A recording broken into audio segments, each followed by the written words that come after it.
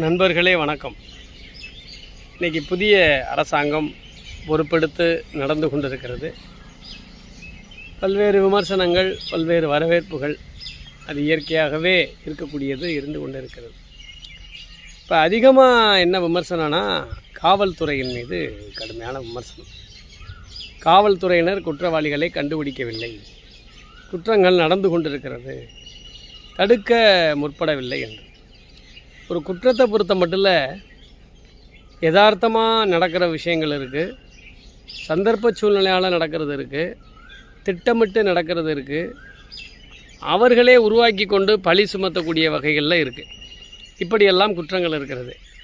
இதில் காவல்துறையினுடைய பங்கு அப்படிங்கிறது ப்ரீவென்ஷன் ஆக்டிவிட்டீஸ் அப்படின்னு சொல்லி பார்த்தா, இப்போ ஒரு குறிப்பிட்ட பகுதியில் அந்த கரும்புள்ளி கிராமங்கள்னு வச்சுருப்பாங்க, ஹெச்எஸில் சில பேரை ஓப்பன் பண்ணி வச்சுருப்பாங்க, ரவுடி லிஸ்ட்டில் சில பேரை வச்சுருப்பாங்க, குண்டாசில் போடுறதுக்கு தகுந்தாப்பில் சில பேரை வச்சுருப்பாங்க. இந்த மாதிரி பட்டியல்களை ஏற்கனவே காவல்துறை வச்சுருப்பாங்க. இது இன்டெலிஜென்ஸுக்கும் தெரியும், ஸ்பெஷல் டீம்லாம் இருக்குது அதுக்குன்னு, அதுகளுக்கெல்லாம் தெரியும். அவங்கள என்ன செய்வாங்கன்னா, ஒரு புதிய சர்க்கார் வந்தால் உடனடியாக அரெஸ்ட் பண்ணி காட்டுறது, அவங்கள ஒன்டன் ப்ரொசீடிங்ஸ், நன்னடத்தை பாண்டு எழுதி வாங்குறது, வட்டாட்சியர்கிட்ட தாசில்தார்கிட்ட ஆஜர் பண்ணி வாங்குவாங்க, ஆர்டிஓட்ட ஆஜர் பண்ணி வாங்குவாங்க. இதெல்லாம் உண்டு. இந்த நடைமுறைகள்லாம் ஒரு பக்கம் முடிஞ்சிருச்சு.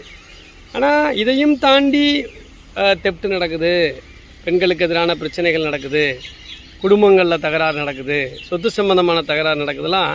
இதெல்லாம் இண்டிவிஜுவலான சில பிரச்சனைகள். இந்த பிரச்சனைகளை நம்ம போய் ஒவ்வொரு வீட்லேயும் போய் காவல்துறையை போய் நிப்பாட்டி வச்சு, நீ குடிக்க போறியா, இல்லை நீ யாரையும் அடிக்க போறியா, இல்லை நீ யார்ட்டு நிலத்தையாவது எடுக்க போறியான்னு சொல்லி கேட்க முடியாது. அந்த மாதிரி போலீஸ் இருக்கணுங்கிறது மாதிரி மக்கள் விரும்புகிறாங்கிற மாதிரியான செய்தி தான் இன்றைக்கி பூரா இணையதளங்களில் வருது. அது ஏற்றுக்கவே முடியாதுங்க.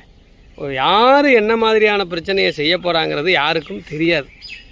பெரிய அளவிலான ஒரு திட்டமிடலை கண்காணிப்பாங்க. ஒரு தீவிரவாத தலையீடு இருக்குது, தீவிரவாதிகள் உள்ளே வர போகிறாங்க, ஒரு பெரிய ஒரு குண்டுவெடிப்பு சதி செய்ய போகிறாங்க, போதைப் பொருளை கடத்திக்கிட்டு வராங்க, வெளிநாட்டிலேருந்து தங்கத்தை கடத்திட்டு வராங்க, இப்படியெல்லாங்கிறத கூட நம்ம ஆர்கனைஸ்டு க்ரைமாக இருக்கிறதுனால அதுகளெல்லாம் கூட இன்டெலிஜென்ஸில் பார்ப்பாங்கன்னு வைங்க. ஆனால் சின்ன சின்ன விஷயங்களுக்கெல்லாம் காவல்துறையை சொல்லணுங்கிறது எப்படி சொல்ல முடியும்? ஒரு வீட்டில் அண்ணன் தம்பி 2 பேரும் மல்லு கட்டி சண்டை கொடுக்குறாங்கன்னா அது எப்படி போலீஸுக்கு தெரியும்? ஒரு டீ கடையில் போய் டீ சாப்பிட்டுக்கிட்டு இருக்காங்க, டீயில் சீனி சரியில்லை, ஸ்ட்ராங்காக இல்லை, லேட்டாக கொடுத்துட்டான்னு சொல்லி ஒருத்தன் போய் டீ மாஸ்டர் அடிக்கிறான்னா